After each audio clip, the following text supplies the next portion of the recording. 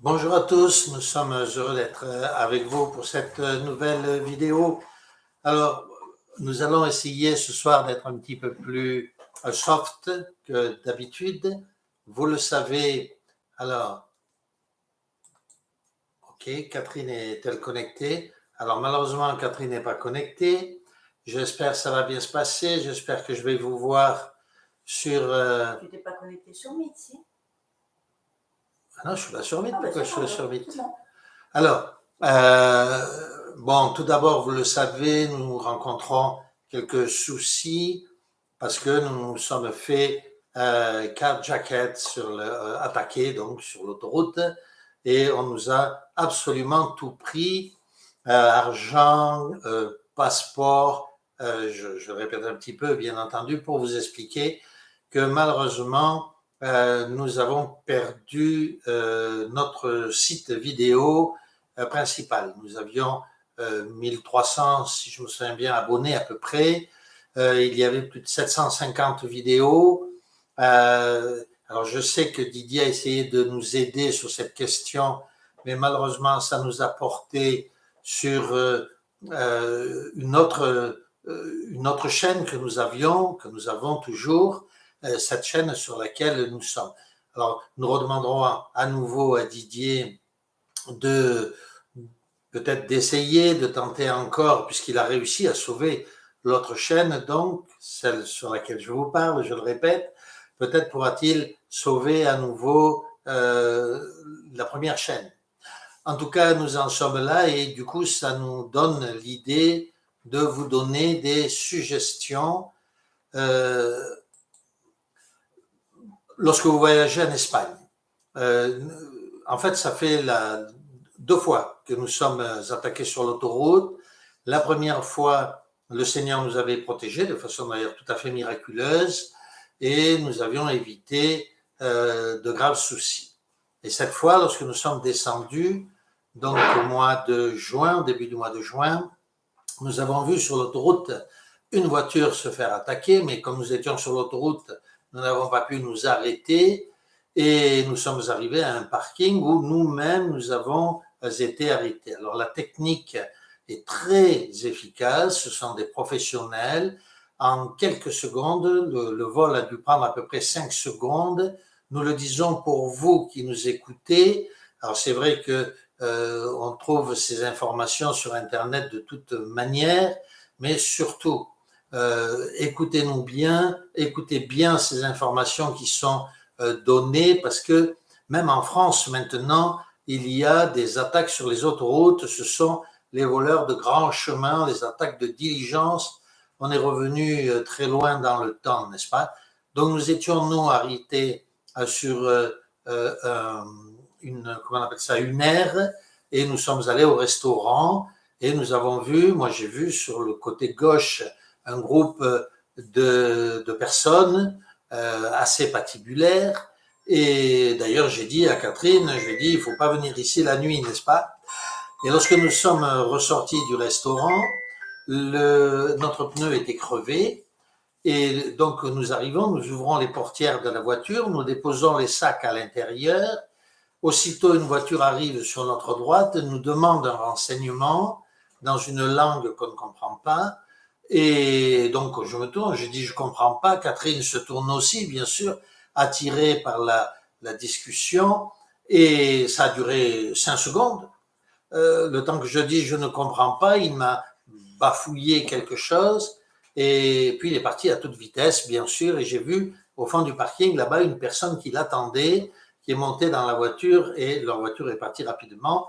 À ce moment-là, Catherine me dit, ils ont volé les deux sacs.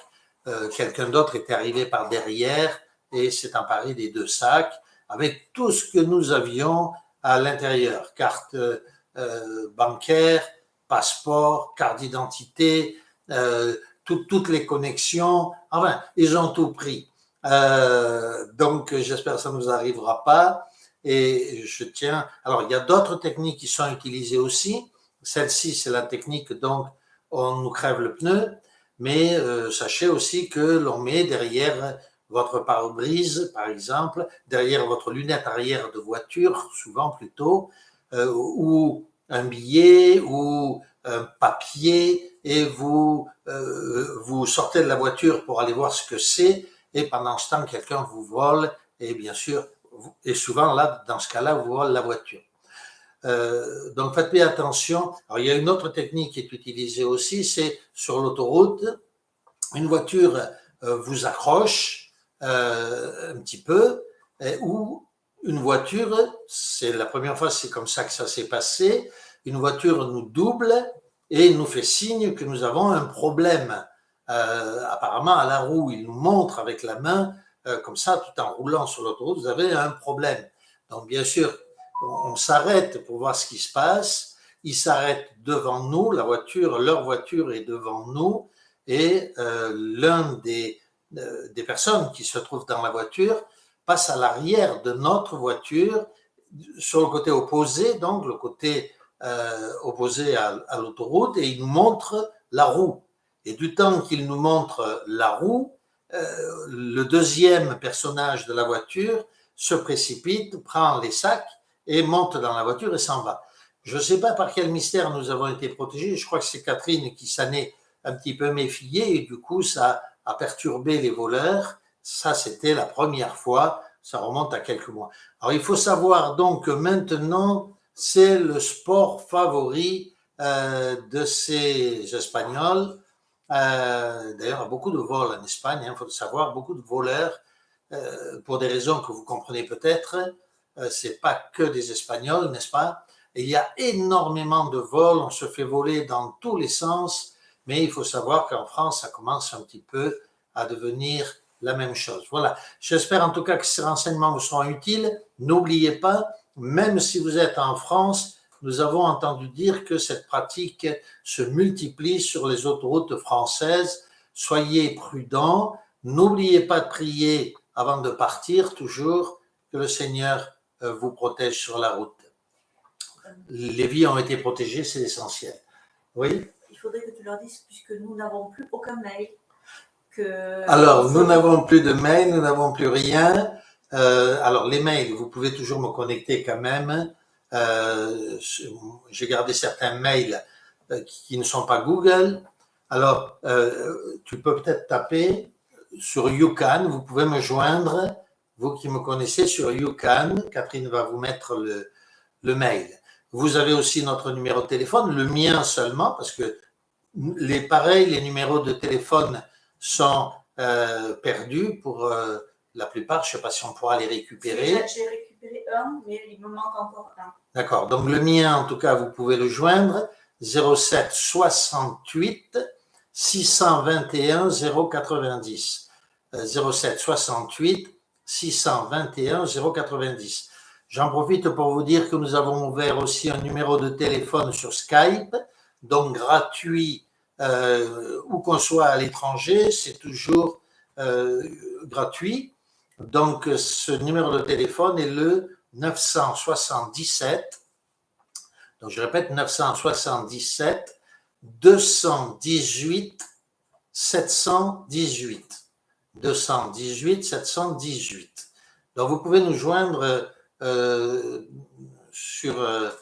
ces manières-là, toujours. Et puis, je voulais dire autre chose, mais ça m'échappe, pour nous joindre. Je ne sais plus. Oui, avertissez-vous les uns les autres, parce que, par exemple, par un mystère, là encore, nous avons perdu le mail de Didier. Donc, si vous avez la possibilité de l'appeler, n'hésitez pas. Appelez-vous les uns les autres pour leur donner le lien pour que les frères et sœurs nous rejoignent. Nous n'avons pas pu joindre non plus. Non, mais Didier, il a reçu un SMS. D'accord, mais. Jean-Pierre, malheureusement. Oui, il y a Jean-Pierre, mais il y a Mariam, on l'a eu. Mariam, oui. J'ai essayé d'envoyer à ce que j'avais. Bon, alors, bon, il nous en manque. N'hésitez pas à essayer de les appeler, peut-être même maintenant, leur envoyer un petit mail en leur disant qu'ils peuvent nous rejoindre. Et puis, je crois que nous allons travailler sur ce channel maintenant. Et puis, on va devoir remettre les 750 vidéos les unes derrière les autres. Mais voilà. Je suis sûr que j'oublie quelque chose, mais je ne sais pas quoi. J'espère que ça ira. Nous sommes en tout cas de tout cœur avec vous. Nous prions pour vous, priez pour nous et surtout, on vit un monde de plus en plus difficile. Soyez prudents, ne faites pas comme nous. Nous avons manqué de sagesse en ce que nous étions informés et nous aurions dû être plus prudents, mais c'est vrai qu'on oublie facilement les choses, on est au courant, mais on est en face de professionnels, donc ne faites pas comme nous. Eh bien, peut-être tout simplement ce que nous allons faire aujourd'hui, nous allons discuter d'un verset ou deux. Alors, je vais vous proposer de prendre votre version de la Bible et si vous avez une Bible catholique, c'est beaucoup mieux, bien sûr, pour comprendre ce que je vais essayer de vous expliquer. Donc, ouvrez votre Bible et si vous avez bien sûr la Septante, la Bible grecque, n'hésitez pas à ouvrir celle-ci. Vous savez qu'elle est beaucoup plus précise que ces fameuses Bibles protestantes. Et donc, nous allons essayer d'examiner un verset ou deux. Alors, nous prenons Genèse chapitre 1er. Je vous laisse quelques instants. Genèse chapitre 1er. Nous allons lire tout simplement 2 ou 3 textes. Nous n'allons pas expliquer tout ce chapitre, mais je voudrais attirer votre attention sur la façon de lire l'Écriture quand on est un tout petit peu éveillé, quand on n'est pas dogmatique ou, comme on dit, comment ils disent, fondamentaliste à tout craint, n'est-ce pas?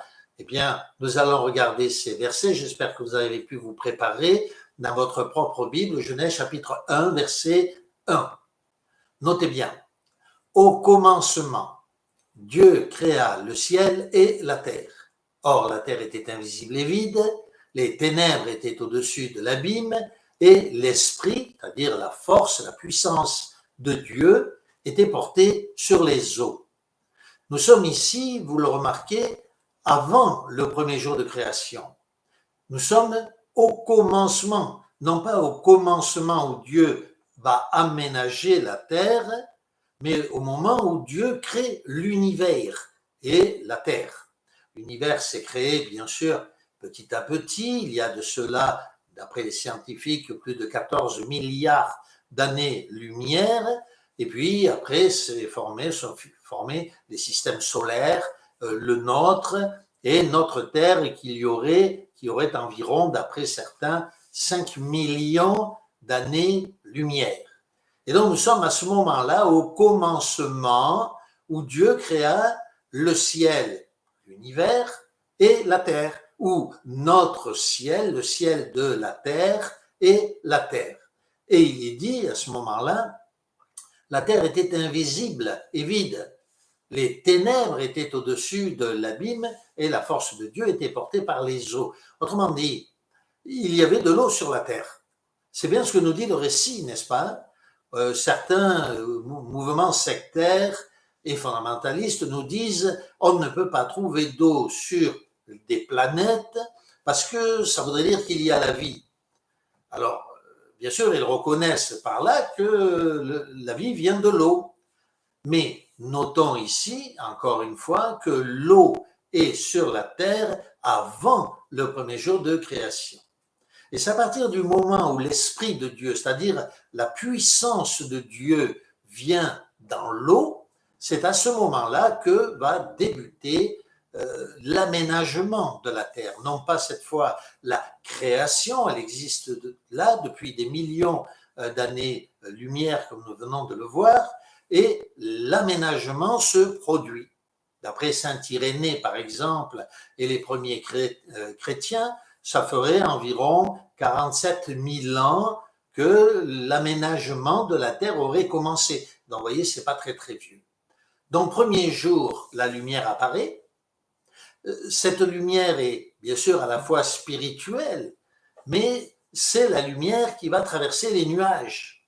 Il y a une masse, puisque la planète est tellement chaude, elle est en effervescence, c'est le tohu-bohu si cher aux hébraïsants, et ce n'est que des volcans, des explosions, la terre est couverte à la fois de cendres sublimées, enrobées d'une épaisse vapeur, mais la lumière commence maintenant à traverser cette énorme masse nuageuse, et c'est donc le premier jour, la lumière apparaît, commence à arriver sur la terre. Les éléments lourds se sont déposés sur le sol, constituant la croûte terrestre, et à travers, donc je le répète, cette masse nuageuse, voilà que la lumière arrive. Alors ce point est assez important, parce que vous le savez, au jour 4, il est écrit, Dieu dit ensuite que les luminaires apparaissent dans le firmament du ciel. Et certains, encore une fois, fondamentalistes, nous disent ça veut dire que le soleil, la lune, est apparu au 4e jour. Mais ça ne tient pas, bien sûr, du tout le raisonnement. Il est évident que le soleil a été créé avant la Terre et qu'en conséquence, il n'a pas pu être créé après, puisque la Terre tourne autour du soleil. C'est absolument impossible, n'est-ce pas? Mais tout simplement, ce qui s'est passé, c'est que cette couche nuageuse, s'étirant de plus en plus loin de la Terre, remontant dans la stratosphère, elle est devenue, bien entendu, transparente, pratiquement transparente. D'ailleurs, elle était tellement transparente. Rappelez-vous qu'au moment du déluge, quand Noé disait qu'il allait pleuvoir, les hommes pensaient qu'il était devenu fou. Ils n'avaient jamais vu la couche nuageuse qui se trouvait dans la thermosphère et qui était si fine qu'on voyait le soleil, la lune et les étoiles. Alors non pas comme on a fini par les voir après le déluge, parce que du coup cette masse nuageuse qui faisait de la Terre une serre, et donc le climat était le même au pôle et à l'équateur, eh bien lorsque cette couche de nuages est tombée, cette couche de nuages, je le répète, invisible est tombée, le soleil est apparu dans un éclat que personne ne pouvait appréhender auparavant. C'est d'ailleurs pour ça que Noé, rappelez-vous, qui avait mangé du raisin avant, il avait même bu du vin avant, il n'y avait pas de problème. Mais après le déluge, il ne s'est pas rendu compte que le vin avait pris de la teneur en alcool, si bien qu'il était ivre sans se rendre compte. Même le raisin lui-même, frappé par le rayonnement solaire, avait produit un vin beaucoup plus puissant, beaucoup plus fort, rien à voir avec le vin précédent, bien entendu, qui était subtil, délicat, produit dans une serre. Alors, nous venons de voir donc cette fameuse avancée, et maintenant je vous propose d'aller regarder au jour 3. Donc, verset 9, notez bien ce qu'il est écrit, il est dit, après quoi Dieu dit que les eaux en dessous du ciel soient réunies, notez bien, en un seul amas. Notez que les eaux dessous le ciel soient réunies en un seul amas. Si je vous pose la question, combien y a-t-il d'océans? Bien, vous me direz, il y a 7 océans, comme 7 continents, n'est-ce pas? Eh bien là, la Bible nous dit qu'il y avait, à ce moment-là, qu'un seul océan gigantesque. Et regardez la suite, et que l'aride, sans S, que l'aride, c'est-à-dire la roche, avant que ne soit produite la végétation, apparaisse. Et il en fut ainsi. Et encore une fois, vous notez que l'aride est au singulier, il n'y en a qu'un, il n'y a qu'une seule planète.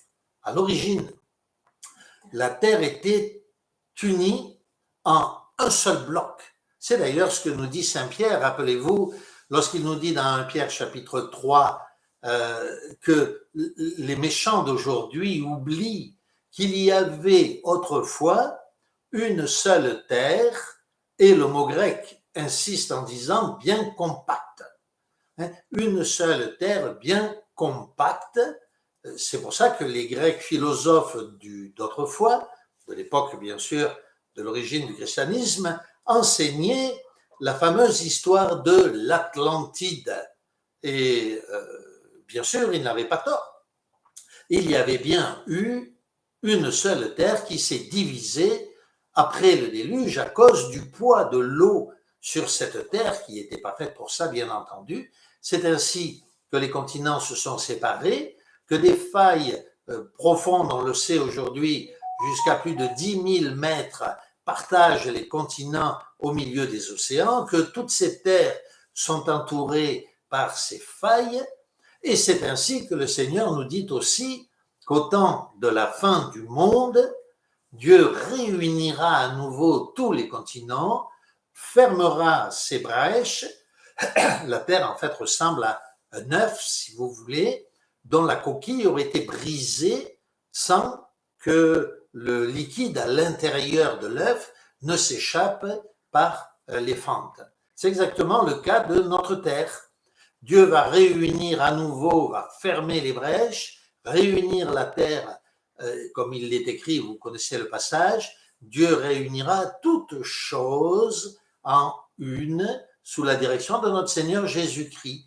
Tous les continents seront à nouveau réunis, la couche d'eau sera à nouveau repositionnée dans la thermosphère pour faire de nouveau de la terre une serre. Les montagnes les plus hautes seront aplanies, ne serait-ce que par la violence de la commotion. C'est le mot qu'utilise d'ailleurs Irénée pour parler de la commotion de la terre. Et bien sûr, le temps va finir d'amenuiser les montagnes, et c'est ainsi que le récit biblique nous dit qu'il y aura du blé sur les plus hautes montagnes, parce que les montagnes hautes, telles que nous les connaissons, ces fameuses montagnes jeunes, n'existeront plus. Et puis alors nous allons terminer maintenant avec le verset 20. Regardez, faites bien attention à la manière dont le texte est écrit. Alors, peut-être avant de lire ce verset, regardez, au verset 20, il est parlé du jour 5, de la création des animaux marins et des oiseaux. Et au jour 6, des animaux terrestres. Vous avez noté? Au jour 5, ce sont les animaux de l'eau, marins et les oiseaux. Et au jour 6, ce sont les animaux terrestres. Et l'homme, bien sûr, venant à la fin. Donc les animaux ne sont pas tous créés en même temps. Les animaux marins, je le répète, sont créés au 5e jour, et les animaux terrestres, plus sophistiqués donc, au 6e jour. Et donc je vous encourage à lire avec moi le verset 20. Dieu dit que les eaux, ces eaux sur lesquelles, rappelez-vous, au verset 1er, l'esprit est en train de travailler, que les eaux produisent des reptiles, donc des poissons bien sûr, et des reptiles, âmes vivantes et des oiseaux volant sur la terre. Que les eaux produisent des oiseaux volant sur la terre. Que les eaux produisent des reptiles et tous les poissons, et que les eaux produisent des oiseaux volant sur la terre sous le firmament du ciel. Et nous le savons bien entendu, à l'origine, les oiseaux étaient gigantesques, comme tous les dinosaures, et c'était des grands voiliers qui pouvaient aller jusqu'au centre même, et même dépasser le centre du continent, de cet aride, et produisant des excréments, menant la vie. Ces oiseaux ont multiplié la vie sur la terre. C'était le but de ces oiseaux, de répandre la vie jusque très loin dans le continent. Oui, notez bien, et cela est très important pour nous, que les eaux produisent, oui, des reptiles, des âmes vivantes, donc des poissons, et des oiseaux volant sur la terre sous le firmament du ciel. Et puis le jour 6, Dieu dit ensuite que la terre cette fois, produise des âmes vivantes selon leur espèce. Notez bien ici, il n'est pas dit Dieu créa, bien que c'est une évidence, Dieu créa, bien sûr. Mais Dieu n'a pas utilisé, comme le croient les fondamentalistes, une baguette magique pour que tout d'un coup jaillisse ici, voilà, des lions. Et puis, voilà ici un coup de baguette magique, voilà des tigres. Et puis, voilà ici des léopards. Non, non. Et il est dit, notez encore une fois, que la terre produise des âmes vivantes. Car au début, c'était l'eau qui produisait, et voilà que maintenant, c'est la terre qui produit, bien sûr par l'action de l'Esprit de Dieu. Et pourquoi peut-on dire que c'est la terre qui produisait? Parce que les animaux mangent l'herbe de la terre, les plantes de la terre, que ces plantes se nourrissent de la terre, de tous les éléments qu'on trouve dans la terre, et qu'en conséquence, ces animaux, le corps de ces animaux est fait de cette terre. C'est pour ça d'ailleurs que la chair des poissons diffère de celle des animaux, parce que la végétation n'est pas la même dans l'eau que sur la terre, n'est-ce pas? Et les animaux donc marins, y compris les reptiles comme le crocodile, ont une chair beaucoup plus faible, beaucoup moins forte que celle des animaux terrestres dont la chair est différente, comme d'ailleurs le dit, vous le savez, Saint Paul dans 1 Corinthiens au chapitre 15, autre la chair des poissons, autre la chair des oiseaux et des âmes vivantes terrestres. Donc, ces animaux terrestres, se nourrissant des plantes de la terre, sont bien issus de cette terre. Il faut bien que toute la chair de ces milliards d'animaux qui se sont succédés soit produite par les cellules des éléments, les acides aminés par exemple, qui proviennent de la terre. Voilà, c'était quelques points de réflexion. Vous constatez, n'est-ce pas, que la Bible est en parfait accord avec la science. Il n'y a pas de différence entre la science et le récit biblique. La question est de savoir comment ces chrétiens fondamentalistes lisent la Bible. Si on la lit avec les yeux fermés, avec des idées préconçues, il est évident qu'on ne peut pas aller bien loin, n'est-ce pas, et qu'on devient ridicule dans le raisonnement. Mais si on comprend que la Bible utilise un langage un peu imagé, un langage simple, mais comme vous l'avez constaté, tellement précis pourtant, eh bien on se rend compte que tout d'un coup, il n'y a pas de différence entre la science, les découvertes scientifiques, y compris paléologiques, et l'enseignement donné dans l'Écriture sainte. Et enfin, pour terminer ce court exposé, n'oublions pas que l'évangile de Jean, au chapitre 1er, reprend très exactement le livre de la Genèse, si vous savez le lire, mais cette fois du côté spirituel. La Genèse traite de la création ou de l'aménagement de la terre de façon physique, et Saint Jean, lui, utilise les mêmes arguments, tout ce que vous trouvez dans le livre de la Genèse, mais cette fois pour montrer la nouvelle création, une création spirituelle destinée à une avancée céleste. Eh bien voilà, que le Seigneur vous bénisse et nous allons passer à la suite du programme. Et si vous avez des questions, bien sûr, je serai toujours à votre disposition pour y répondre. Nous allons continuer le programme maintenant avec, alors d'abord, salutations à tous, bien sûr. Soyez les bienvenus, que le Seigneur vous bénisse et nous bénisse tous ensemble. Nous allons, est-ce que Didier a pu nous rejoindre? Oui. Ah, amen, merci beaucoup. Donc, j'ai l'impression qu'à peu près tout le monde est là. Il nous manque... Jean-Pierre est en vacances. Jean-Pierre est en vacances, l'ami de Marianne. Adélaïde. Oui, Adélaïde. Mais elle a reçu le lien, donc peut-être qu'elle ne pouvait pas être avec nous ce soir. D'accord. Eh bien, en tout cas, transmettez tout notre amour à ceux qui n'auraient pas pu être présents et nous leur transmettons nous-mêmes, bien sûr, cet amour en Christ. Nous continuons donc avec l'étude des premiers chrétiens Et ce soir, vous le savez, c'est Cyprien de Carthage au paragraphe 18 du livre 1 de mémoire, n'est-ce pas? Donc, je vais peut-être venir à côté de toi. Allez.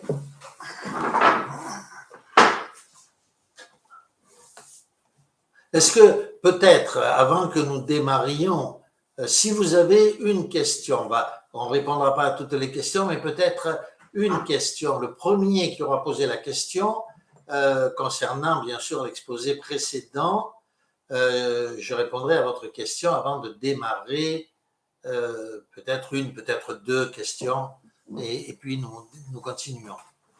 Si quelque chose a attiré votre attention, par exemple. Catherine, tu es capable de voir là si quelqu'un pose une question? On va laisser quelques secondes s'écouler.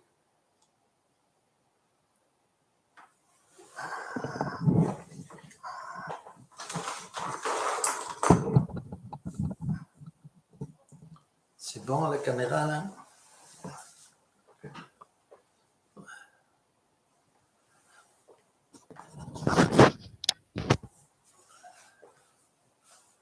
C'est bien? Donc, pas de questions, Yvan, on démarre? Une fois. Je sais qu'il y a un décalage, donc je patiente un peu.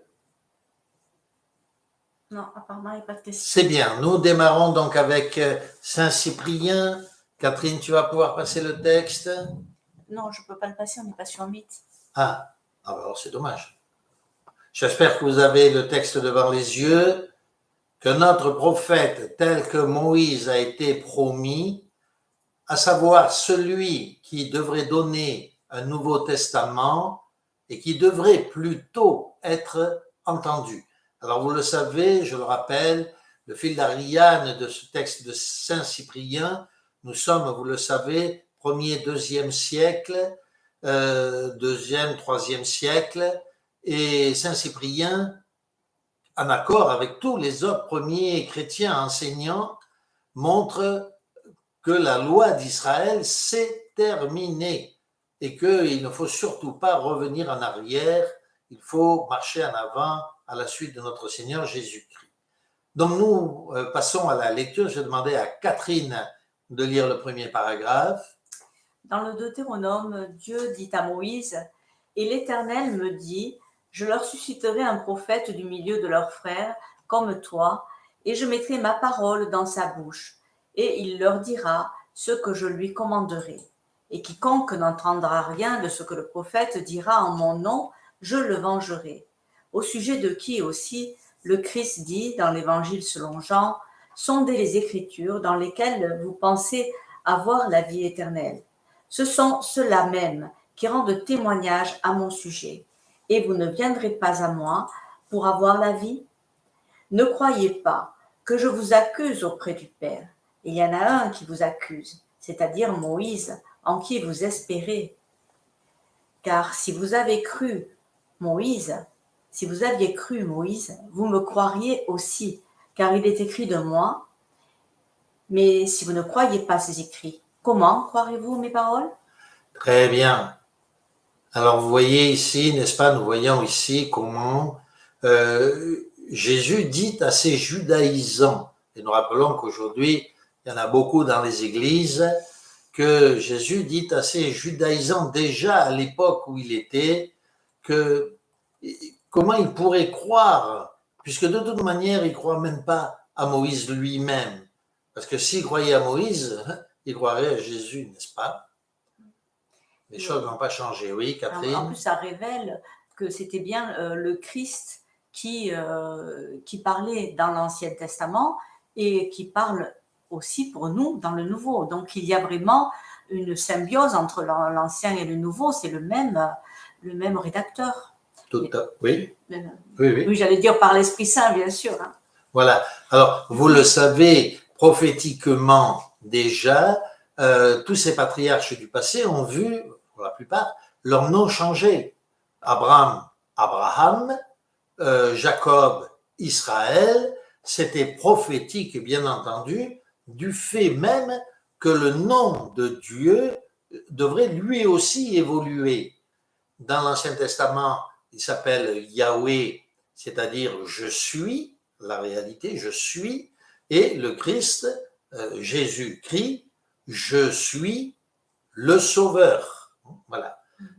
Et la prophétie de Deutéronome annonçait bien que il y aurait un autre prophète, bien sûr, qui serait encore plus grand, on le voit dans d'autres versets, et que la parole surgirait de sa bouche, la parole de Dieu serait annoncée par celui qui devait venir et être semblable à Moïse, mais on le voit aussi supérieur à Moïse.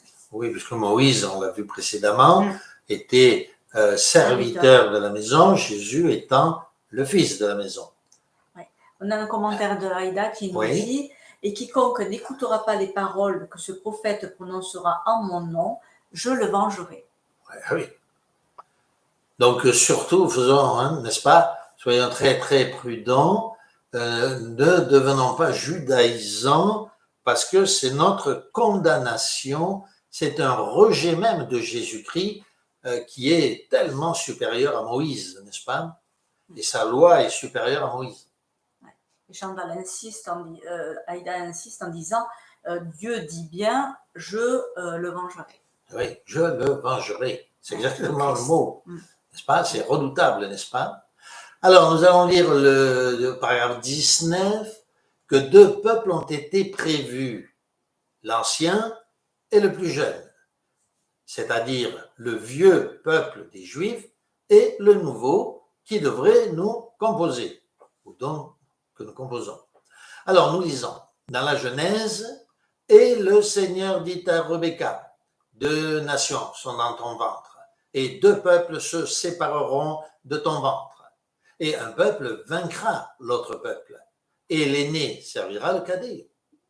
Aussi dans Osée, je les appellerai mon peuple, qui n'est pas mon peuple, et son bien-aimé,